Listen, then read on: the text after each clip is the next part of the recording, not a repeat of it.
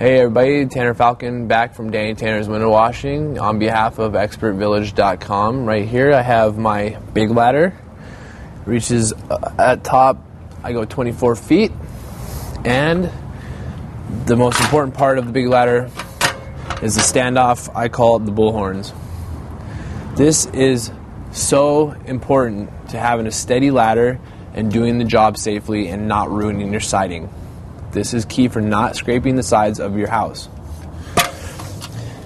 I want to take my ladder when it's on the ground first. I lay it out.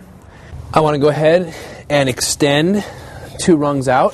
Because what this is going to do is going to slip onto the very first rung, and it's going to come underneath and grab onto the second rung. Then I want to pop it in.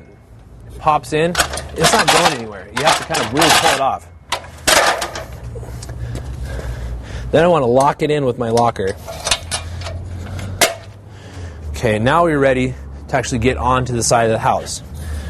You want to come down here. Make sure that your ladder claws are over the rung so it won't go down anymore. So now we're locked in, okay?